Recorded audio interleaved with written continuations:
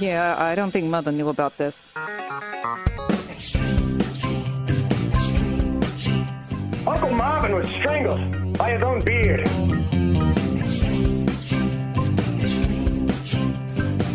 Yep, you never saw it coming.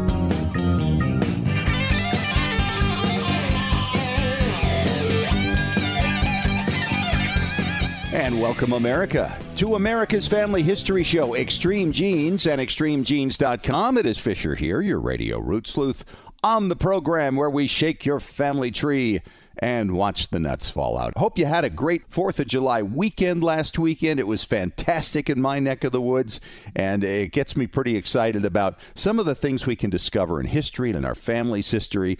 And today, by the way, we're going to talk to a guy named Jonathan Hill. He's a young researcher into the Civil War, and he discovered through another guy a story called The Compact. And it's about these men who made an agreement while they were recuperating from wounds in a Civil War hospital. And you're going to want to hear the whole thing. He'll share it with us coming up here in 2 segments in just a little bit. And he's also taken it and turned it into a documentary that you can see. So it's a great story coming up with Jonathan in just a little bit. Hey, if you haven't signed up for our weekly Genie newsletter yet, wish you would. We give you a blog each week, plus links to past and present shows and links to shows you'll appreciate as a family historian. Right now, it's time to head out to Boston, Massachusetts. Speaking of Independence Day, that seemed to be the center of a few things, it seems to me, David. It's David Allen Lambert, the chief genealogist of the New England Historic Genealogical Society and AmericanAncestors.org. How you doing, bud? Hey, I'm doing good post 4th of July and looking forward to the rest of the summer. Absolutely. You know, there was a story that was out your way that I heard you had a little connection that you discovered. Yeah, I have a new cousin, but I can't visit her because she died in 1747. This is a young lady who, during the Salem witchcraft hysteria, was accused, as many were. Her mother's name was Elizabeth Johnson. She was Elizabeth Johnson, so they were junior and senior. By 1957, Fish, all of them had been exonerated. Yeah, 1957, for their role, and the government kind of put the whole thing to rest, except for a bunch of middle school students that realized that Elizabeth Jr. never was exonerated for a witchcraft role. I thought it'd be fun to go out and see if I could find any living descendants. I figured that she married at some point in time. Now, she never married. She died in her early 70s, unmarried, and I determined that she's actually a shared cousin of mine. She is my second cousin, 9 times removed, back to Edmund Ingalls, her great-grandfather, who died in 1648. But she's not just a cousin with me, Fish. She's a cousin with President James A. Garfield and Laura Ingalls Wilder. Interesting. Yeah, that would make sense, of course. It is interesting to see how these people who make history in completely different times and places can still tie together like that. That's great. Good stuff. Hey, listen, I don't know what you found on eBay, but I can tell you that one piece of family ephemera didn't go on eBay, and it's going to the Library of Congress. And that's Joe Vegy's top secret map of Omaha Beach that he kept until the day he died not long ago. Yeah. And it's amazing. It's a great story because he kept it with him on the beach. He led his men using the meticulous notes there. His clothes caught on fire after a shell landed near him and killed somebody who was at his side. I mean, it was amazing he got through. And he always told his family that it was this map and the details on it that kept him alive during the invasion of Normandy. And now it's being made available for everybody to see. What a great thing. That's great. I love the Library of Congress. You could spend a lifetime going through all of the things they have. And online, too. Their collections online are phenomenal.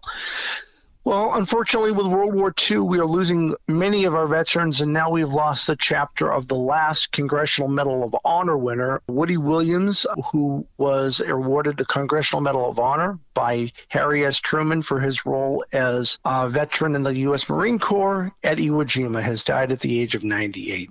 Wow. You know, it is amazing. I was thinking, Dave, I mean, we lost our last American veteran of World War I just 11 years ago. He was 110 years old. So if you think about our World War II guys, if you just take the idea that maybe somebody lied about their age to get in 1945 and they were 16 years old, then they would have been born in 1929. We wouldn't lose our last World War II person until 2039. So we still got a few years with some of these guys, but they're all amazing. It really is, and it's sad is out of all of the 473 Americans who got the Medal of Honor from World War II, he's now the last. The last one, yeah. Well, you know, archaeologists find things all over the place, and I always like to fantasize that one of these places had my ancestor there. And, of course, I'm Irish, so they found in Galway a Bronze Age Roman fortress about 3,200 years old. As they were out going through the typical work of a nature preserve, they found that this area wasn't just natural rock. It was man-made. So... And, you know, these discoveries for the Romans are happening everywhere. Those Roman archaeologists are finding Roman places like a sanctuary over in the Netherlands. So you just never know. I had to flip a coin on what I wanted to mention on that one. Well, they're digging up the entire Roman Empire for us now. This is great. Exactly. Well, maybe they'll find a relative to DNA, you know. Sure. Well, that's all I have from Beantown this week. I just wanted to give a shout out to those of you who have not visited AmericanAncestors.org. And if you like it, please think about joining and save $20 with a coupon code EXTREME on AmericanAncestors.org. All right, David. Are you doing any genealogical trips this summer, by the way? If going to Disney World counts, yes. No, I don't think that counts. But that sounds like a lot of fun. Yeah, I'm going to be going back to the East Coast this year, and I'm really looking forward to seeing Revolutionary battlefields and visiting some archives there and looking up some documents that I've learned about online but haven't been able to see in person the last few years. So it's kind of nice to be getting back out there once again, wouldn't you say? I would definitely agree. And I'm going to Salt Lake City, Utah in November, so my genealogy will be worked on when I go out west. Absolutely. All right. Thanks so much, Dave. We'll talk to you at the back end of the show when we come back for Ask Us Anything. And coming up next, we're going to talk to Jonathan Hill. He is a Civil War buff, a young guy who came across a story called The Compact. It is absolutely fascinating. He's made a film documentary out of this thing, and you're going to love it. It's an interview in 2 parts coming up when we return in 3 minutes on Extreme Genes, America's Family History Show.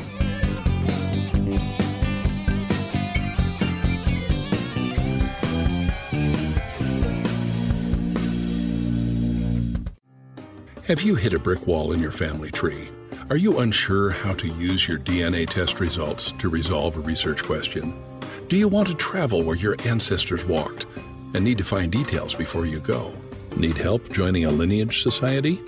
Whatever your genealogy research question, the answer is Legacy Tree Genealogist. Legacy Tree Genealogist has been helping clients all over the globe discover their story since 2004. Legacy Tree has carefully selected and trained professionals who specialize in hundreds of countries and languages, as well as probate research and DNA analysis. And when you need experts on the ground in the countries where your ancestors came from, Legacy Tree Genealogists calls upon its global network of on-site researchers who know the local language and how to get their hands on the records you need. Request your free quote today at legacytree.com. That's legacytree.com. Genies, 10 years ago, in April of 2012, when the government released the 1940 census, it took Ancestry several months to complete and review an accurate index. Fast forward to today, using proprietary handwriting reading software, it took Ancestry only 9 days to get the job done with the 1950 census. Now, they held back results for a time for actual humans to review what the software had created. And after just a few weeks, it became obvious the software was near perfect, and the computer-generated index to 153,000 names has been released. What does this mean in your journey to research your family? It means you can search the entire database quickly and easily for your family members. Never has a U.S. Census Index been created as quickly as this.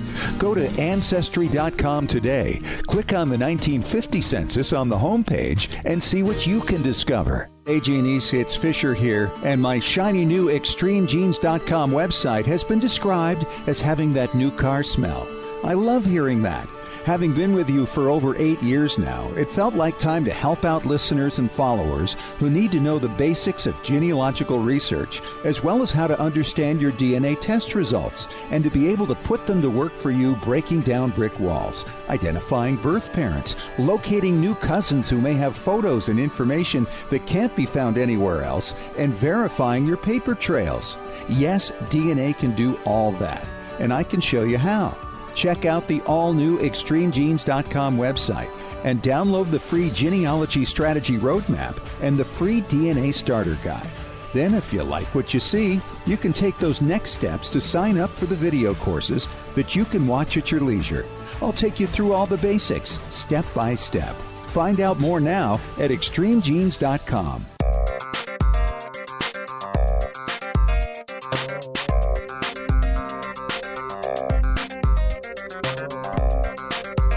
And welcome back to America's Family History Show, Extreme Genes and ExtremeGenes.com. It is Fisher here, your radio root sleuth. And my next guest is a researcher at the New England Historic Genealogical Society and AmericanAncestors.org. He is a Civil War buff in his spare time. His name is Jonathan Hill. And Jonathan, it's great to have you on Extreme Genes. Thank you so much for having me. I'm happy to be here. You know, it's amazing to hear of Civil War buffs who are also film documentarians. And you're only a young guy. You're in your early 20s. And I'm really excited about this documentary you've come out with. It's called The Compact. And let's talk about the storyline first, because I know that took some effort even to find it. Tell us about how you came across this story. Yes, well, thank you so much. Well, so essentially, I've always been interested in the Civil War ever since I've been a small child, like, I don't know, probably 6 or 7 years old. Civil War has been my main passion, my main interest in researching it, and kind of finding the stories of people that, you know, lived not, I wouldn't say average lives, but not people you would read about in a history textbook. Sure. And I've been so incredibly interested in their stories and their lives, and I find it just fascinating. So as I got more into the genealogical world and the research world, I just became very interested in documenting through film the stories of these people that stories sometimes don't get told. And so I was looking through Military Images magazine, which is a big magazine for Civil War photos. And I was very interested in one particular story that was published by a man named Rod Connington.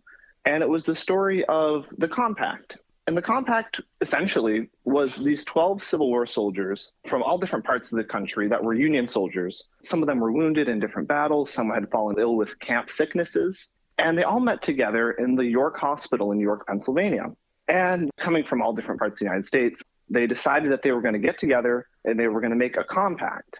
And this compact said that in 20 years, if they all survived the hospital and if they all survived the war, in 20 years, they were going to meet at Niagara Falls. And they were going to come together and have a conversation and see how they've bettered their lives since the war and how they've tried to make the world a better place in the last 20 years. And so I became really interested in the story and did a lot of research, and with the help of Ron Connington as well, the author of the original, the original documentary. Yeah. That's amazing. So tell me about some of these guys. Were they of different ages? And what states were they from? What battles were they in? What is the background? Just give us a painting of some of these people. Sure, absolutely. So the individual who was kind of the lead one in organizing the 20-year reunion and one of the second signer of the compact, his name was Albert Orion Chaney, and he was born in New Hampshire. So he's a New Hampshire native. But as a young man, he moves to New Jersey. He was a farmer originally, but he kind of moved into a clerkship. And so he went out to New Jersey and enlisting in the 5th New York Infantry, which is later known as Drie's Zouaves. So they're a Zouave unit. And over the course of the war, he ends up becoming a hospital steward. So he actually was not injured or was not wounded or had a camp disease. He was actually working in the hospital trying to save lives of the people that were there. And so he becomes really, really well acquainted with a lot of the soldiers and these other 12 men. So he's one of the main characters in the story because he was the one after the war that ended up trying to get together and make sure that these men would meet up. Wow. But there are others involved too. There's another man named Helam Thompson. Helam Thompson is a fantastic individual. He was in the 44th New York Infantry. He started as a school teacher, and when the Civil War broke out, he ended up becoming a news runner. So he would run newspapers throughout town using his carriage. And eventually he enlisted in the 44th New York and was actually wounded at Gettysburg. And so after the Battle of Gettysburg, he ends up getting sent to the hospital and meets the other 12 soldiers from there. There's some from Wisconsin, Massachusetts, New York, Pennsylvania, Maryland, so on and so forth. They were quite a diverse group of soldiers. Now, you mentioned Gettysburg a few moments ago. Were many of these guys in the Battle of Gettysburg? Yes, actually, a surprising amount were at the Battle of Gettysburg. And what's really interesting, too, is something that is covered within my documentary is the fact that Gettysburg was kind of near where York, Pennsylvania is. They decided that they were going to try to move the hospital across the Susquehanna River because they were worried about the Confederate invasion of Pennsylvania. They were worried about the hospital falling into Confederate hands. So what actually ended up happening was 3 of the compact signers became leaders of hospital regimental companies, and they helped lead and move the soldiers across the river. And then also a few of them were wounded at Gettysburg that hadn't reached the hospital yet, and then they ended up coming into the hospital later and being a part of the group. But it's a fascinating story. Yeah. I mean, this is one of the northernmost outposts of the war in the history of the whole thing. And so these guys now, how long were they in the hospital following their wounds? I would imagine they were all released at different times. If they were released at all, did any of them die in the hospital? Yes, but one of the soldiers did actually die during the war. In April of 1865, he ended up passing away at the age of 24 years old from one of the camp diseases that he caught during the war. The tragic part of his story was that he died a week after the end of the Civil War. Oh. So technically he died after the war, but he was still within the hospital at that point when he passed away. But we were able to find a lot of his letters, actually, that were held within his pension file, his letters to his mother. Incredible. And so we were able to actually use some of those within the documentary as well, kind of as a first person. So we're able to understand his thoughts coming from him, which I thought was a really cool example of that, because you don't see that very often, that you're able to find records that are written by the people about the war during the time it's happening. Sure. Did he make any reference in there to the compact he had made with these other patients? Unfortunately, no. There's no reference to that in any of his letters that we were able to find, but I wish there was. That would be great if there was, but unfortunately there was not. Sure. So as time went on, obviously the war ends, Lincoln is down, and these guys go their separate ways. Where did they go? What did they wind up doing? A surprising amount of the compact signers actually became involved in the grocery business, of all things. Really? I believe 4 out of the 12 became grocers, and quite successful grocers in all different parts of the country, which was really fascinating because, you know, it's just odd that a lot of them ended up going into the grocery business. And that's actually most likely through the grocery business that they'll all end up connecting later. After the war, Albert Chaney, who I mentioned earlier from New Hampshire, he ends up meeting up through business with George Martin, who's one of the other compact signers, who's engaged in New York City grocery business. And George Martin has, as one of his secretaries and clerks in his offices, one of the other compact signers. So the 3 men meet up through business and they say, well, I think this would be a great opportunity to reconnect the group in 20 years at Niagara Falls like they had promised to do during the war. Sure. So it's really interesting how this ends up happening. And then there's a whole issue of tracking down everybody across the country in the 1880s and 1890s. So they didn't stay in touch continuously through those 20 years then?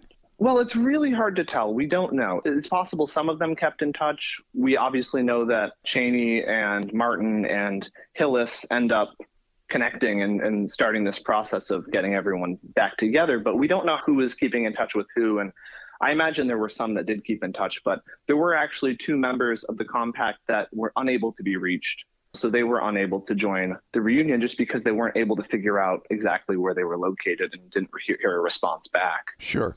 So we're talking 1 dead, 2 missing, so that left the other 9. One of them was actually one of the hospital workers, right? Yes, a couple of the compact signers were hospital workers, but it was a mix between hospital workers and patients in the hospital, but they were all within this hospital at this time. And unfortunately, one other member responded back that he was too ill to make it to the reunion. So only 8 ended up actually making it to the reunion. 8 went to the reunion. And where did they hold it? Right at Niagara Falls, actually, on the anniversary of the opening of the Battle of Gettysburg. Okay, yes. on the anniversary of Gettysburg. Wow, so we're talking 1883 at Niagara Falls, which by that time was really quite a tourist destination as it is today. Absolutely, absolutely. The great part is one of the signers of the compact that ends up coming to the reunion, he's very involved in the newspaper business at this point. So he's able to get a lot, it's most likely him, but someone through the group was able to get a lot of press coverage about this event, which is fantastic as a researcher because we're able to find a lot of great firsthand accounts of the actual reunion and who was there. We actually have a listing of every single toast that was given at the reunion, which is fantastic. Who delivered the toast and what was said and who was from where. And so it's a really fantastic, it's great that there was this much coverage of this event, and it provided a great insight into what was going on at that point. Well, it had to help a lot. First of all, with the story in the military magazine, and then for you to make the movie, I mean, it gives you incredible detail. That's fantastic. Absolutely. And the man who published the original article within Military Images, Ron Coddington, had a lot of resources as well that he had within his personal collection and things that he had found. So his resources were also invaluable to this project, and it would really be impossible to have done it without him. And he is credited as executive producer on this documentary. He's very involved in this project as well. And as well, we were able to get a fully composed soundtrack by a student at Berklee College of Music who was getting her master's degree. So she was able to use this for her master's program as well. So it was a really great collaboration with a lot of very talented people to make this happen. Yeah, absolutely. So let's talk about this reunion a little more. They're 20 years later, only 2/3 of them are able to make it there. What kind of things did they discover that they had done to make their own lives better and to make the world a better place? Yeah, absolutely. So what we were able to find out was that one of the great things about this was that each one delivered a toast, which I had kind of mentioned earlier when we were chatting. But the toast is really interesting because we don't know exactly what was said within the toast, but based on the titles, we can make some kind of inferences about what was happening. For example, one of the soldiers who's working in the newspaper at this point delivers an article called "The Pen is Mightier Than the Sword."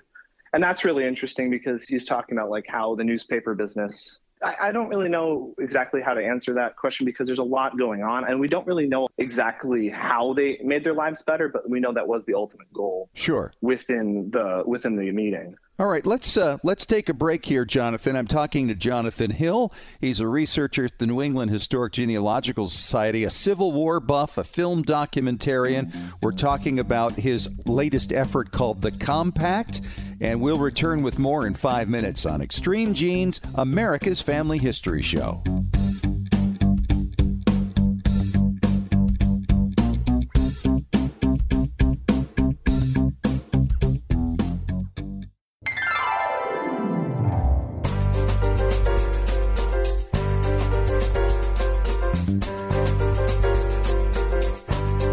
Hey, we're back on Extreme Genes, America's Family History Show, and ExtremeGenes.com. My guest today is Jonathan Hill.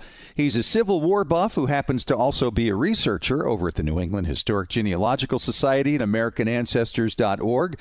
And he's also a film documentarian. He has made a movie called The Compact, which is about 45 minutes long.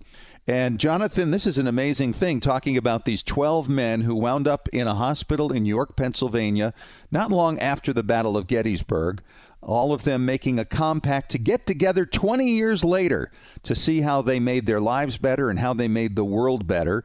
And we were just talking about how you found this story and how incredible it is that you have. Let's talk about making this movie. Where did you have to go to do this? Did you get actors? How did this all come together? Yeah, so when I was starting the documentary, the part that I was incredibly interested in was Gettysburg. I thought going to Gettysburg would be very important for telling this story. I was living in Florida at this point, and I said, I need to go to Gettysburg. I need to go to the area where these things happened. Now, I had just seen the movie Gettysburg recently, and it looked to me like a lot of the photos I've seen of Gettysburg. Is it well preserved there? Oh my gosh, the battlefield is incredibly well preserved. It's really a must-see for any big Civil War buff out there. It's really an amazing place.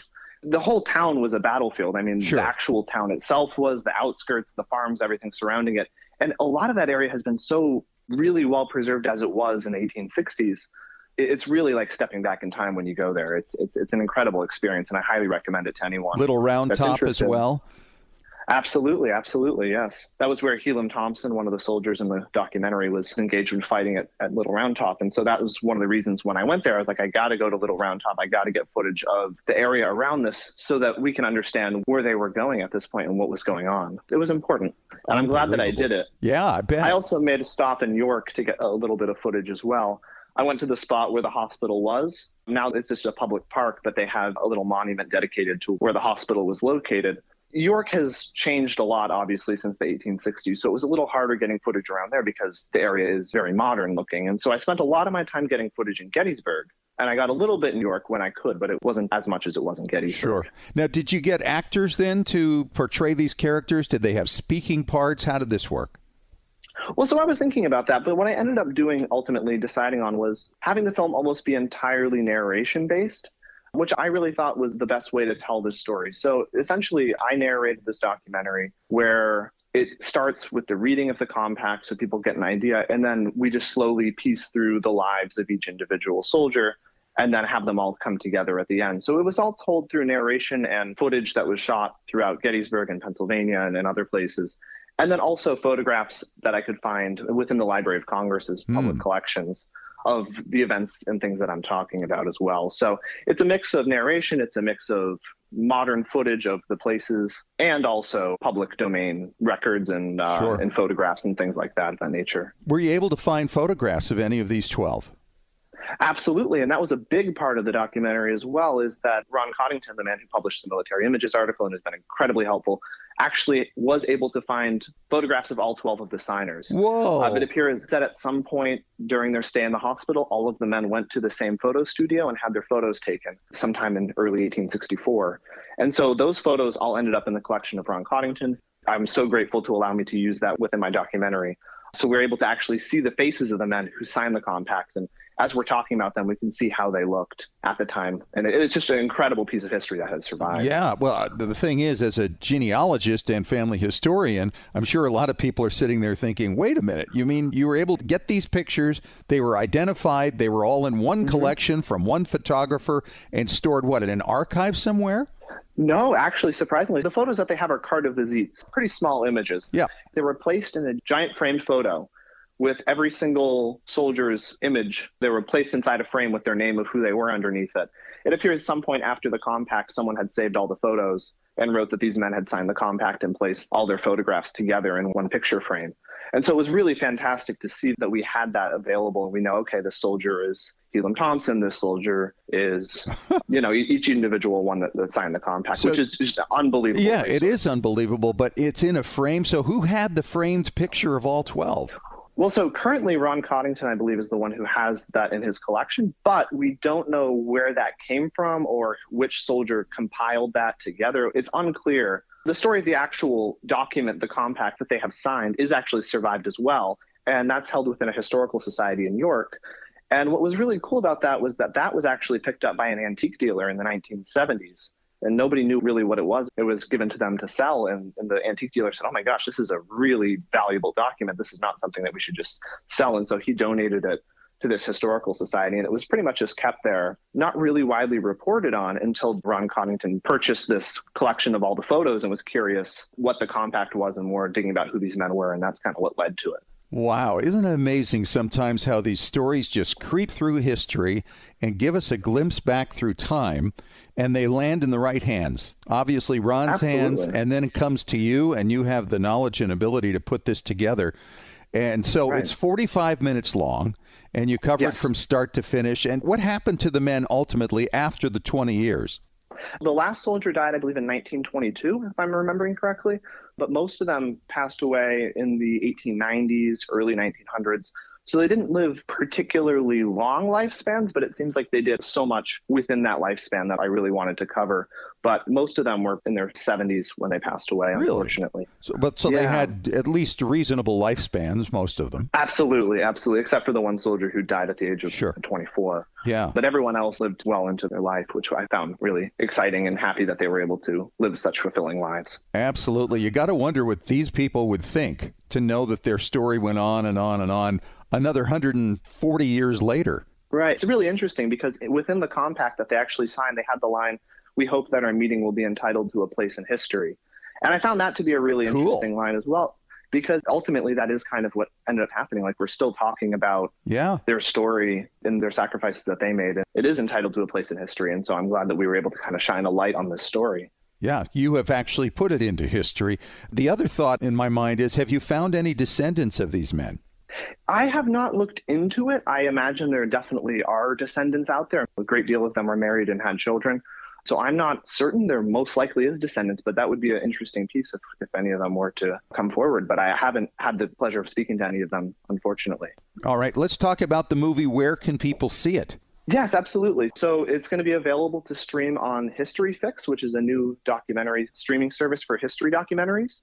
That is going to be available hopefully very soon on there. The website is historyfix.com, historyfix.com, and it should be available on that particular streaming service as well as some of the other history documentaries that I've made. And tell us about some of the other ones you've done, by the way. We still have a little time. Oh, okay, yeah. The previous one that I just finished before this one was the history of the 12th New Hampshire during the American Civil War. That was a really fascinating story because I discovered that the regimental history for the 12th New Hampshire was fundamentally different than any other regimental history I personally had ever seen, because most regimental histories during the Civil War would talk about, okay, well, we went here, we did this, we did this, we did this. But this documentary was different because the author, Asa Bartlett, of this book decided, instead of having it be a straightforward history, he was going to go to all the surviving members of the 12th New Hampshire and have them write down their personal memories and stories from the war. So the book is not in the same way as any other regimental history. It's firsthand accounts and memories of these soldiers who are aging at this point, and they decided that they wanted to make sure that their stories would be preserved through this book. And so I made a documentary kind of compiling all of their stories and telling their stories in their words. So the documentary was called In Their Words, the story of the 12th New Hampshire. Wow. He's Jonathan Hill. He's a Civil War buff with the New England Historic Genealogical Society. Jonathan, thanks so much for your time, and thanks for sharing the story. We look forward to seeing the compact on historyfix.com. Absolutely. Thank you so much for having me. And speaking of NEHGS, David Allen Lambert returns in moments as we go through your questions on Ask Us Anything on Extreme Genes, America's Family History Show.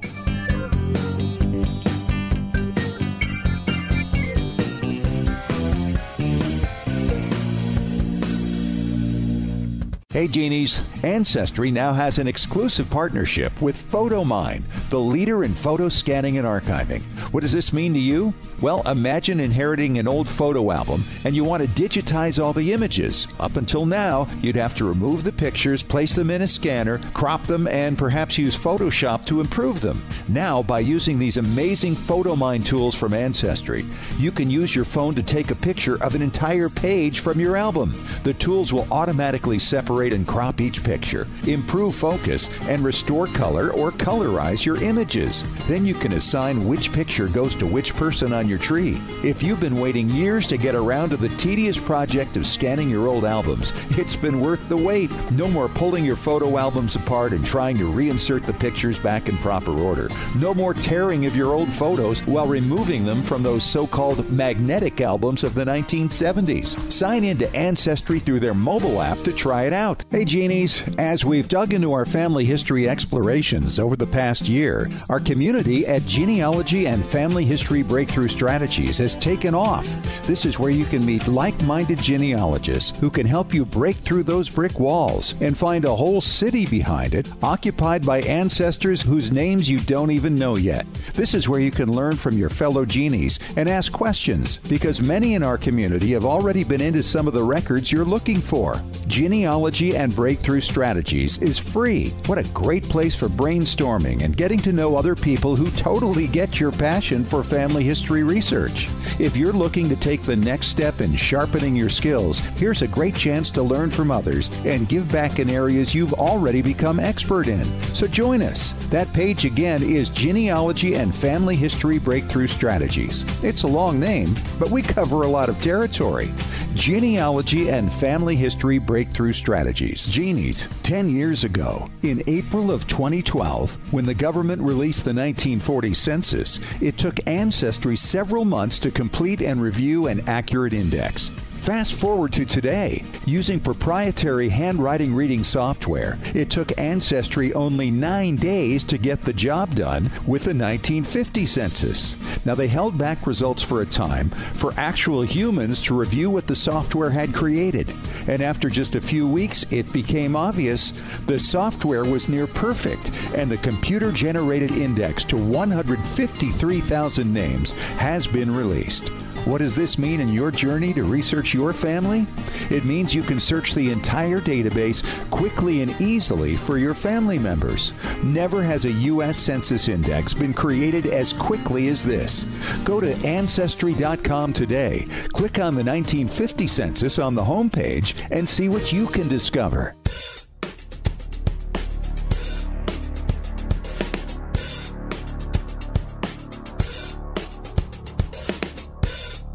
Okay, back at it on Extreme Genes, America's Family History Show, and ExtremeGenes.com. Fisher here. David Allen Lambert is back from NEHGS with Ask Us Anything. And David, our first question comes from Pierre, South Dakota. It's from Pete.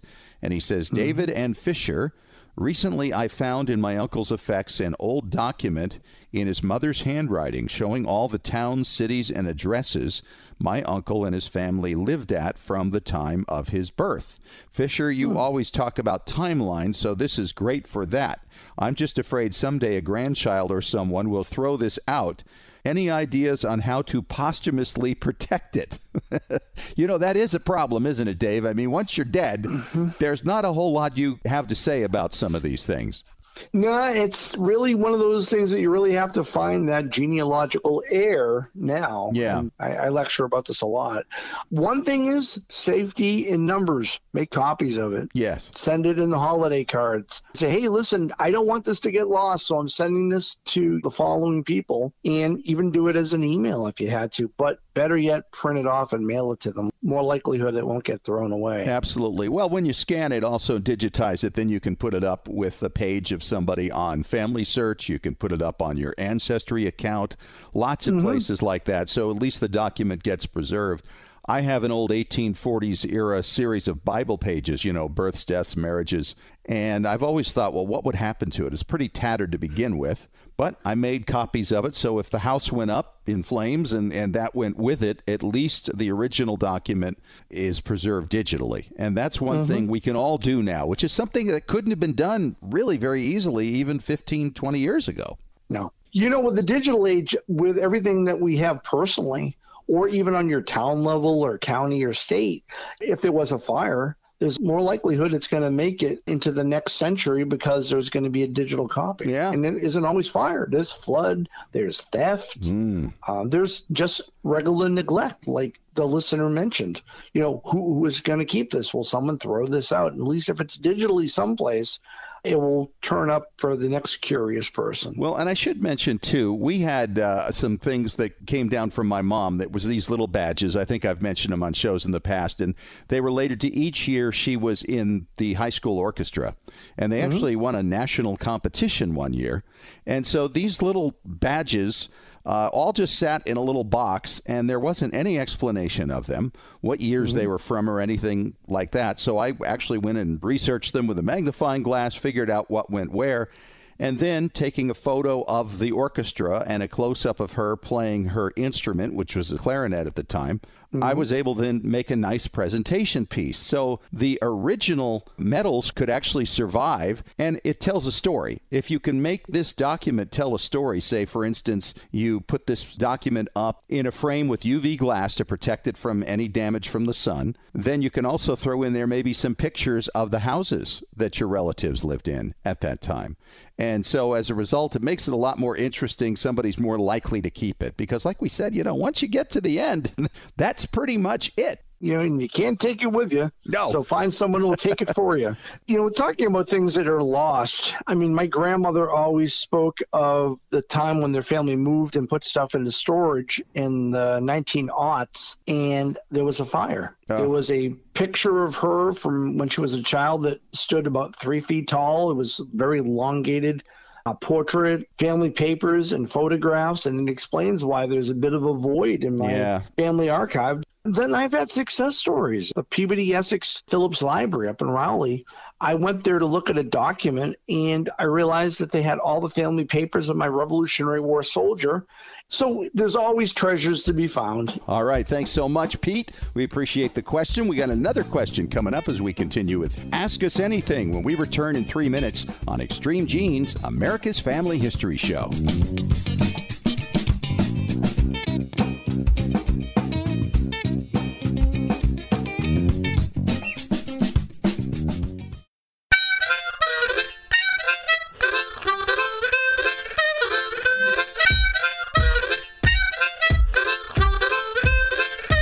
All right, we're continuing on with Ask Us Anything on Extreme Genes, America's Family History Show, and ExtremeGenes.com. Fisher here, your radio root sleuth with David Allen Lambert. And David, our next question comes from Amy Lynn in Orchard Park, New York. And she says, guys, I always hear that there were records tied to the medical side of the military. Do these exist, and where could one find them? My ancestor was a doctor in the Civil War, and his son was a doctor in the Spanish-American War. Thanks, Amy Lynn. Well, Amy Lynn, I am glad that Fish gave me this question last week because it intrigued me when he initially asked me. So I had to do a little digging. And digging I did in the National Archives in Washington, D.C. Record Group 112 are the records of the Surgeon General. And you think about that for warnings on cigarettes. Right. Well, this had to do with a lot more than just the current Surgeon General. This is the office that includes records for the Medical Service Corps, the Army Nurses Corps, the Dental Corps, the Medical Corps, and the Veterinary Corps, and the Army Medical Specialist Corps. That's really interesting. I mean, we're talking about veterinarians. They're talking about the horses and the mules that pulled the caissons and the cannons. That's incredible. And there is a plethora of records. Now, on the Civil War, there's a variety of different things. One of them is a report of examinations of candidates for the appointment of regular Army surgeons. And these are in the 1860s to the 1880s, so that kind of fits into your time frame. Yeah. There's also service cards of retired or deceased medical officers, 1813 to 1914. Wow, so we're getting early. How far back does this go, Dave? It looks like it goes back as early as the Revolutionary War because there was a list of officers in the medical department from 1775 to 1892. And this stuff has not become online digitally. It's not on Fold 3 or anything like that yet, is it? No, nothing of the complete collection. I mean, a lot of these are ledger books, so they're a little harder than the unfolding of a document, putting it on Fold 3. But for the Civil War, there's a list of the medical officers who served in the Civil War Army Corps, 1861 to 65. I mean, and then jump to the Spanish-American War. They have rosters of the regimental medical officers and the U.S. volunteers during the Spanish-American War, alphabetically arranged by the state and the military unit they were connected with. They also have people who were in the Philippine Islands during the Spanish-American War Philippine insurrection. So you've got that era too. And then there's just a lot. I mean, there are medical hospital records that exist. But for something like this, you also want to go to the personal level, looking for that obituary that tells the person's story. Sure. And since he's in the Civil War and he's in the military, he could qualify for a pension. Yeah. The military pension would give you some details. It might talk about the hospitals that he was stationed at or the battles that he was actually at in the field hospitals. I mean, you could open up an entire family field trip trudging along where your ancestors in both wars were. There are a lot of stories that are probably around. And you know, the other thing is maybe his papers exist, where his papers donated to a college that he may have gone to. Another great place that's underutilized is the U.S. Army War College in Carlisle, Pennsylvania. They have so many things in regard to the Army, especially during the Civil War era. Hey, they might even have a photograph of them. And they have a large collection of what is from Mollis, which is the military order of the Loyal Legion of the United States. Unbelievable stuff. Dave, thanks so much. I never thought we'd get that much stuff out of that question, but thank you, Amy Lynn, for it. David, we'll talk to you again next week. You have a good one. Right. Until then, my friend, have a nice summer as we continue on our genealogical adventures. All right. And thanks once again to Jonathan Hill for coming on and sharing his Civil War story. If you haven't heard the story, you want to catch it again, of course, listen to the podcast. Find us on Apple Media, TuneIn Radio, ExtremeGenes.com, iHeartRadio, Spotify. We are all over the place. Talk to you again next week. Thanks for joining us. And remember, as far as everyone knows, we're a nice, normal family.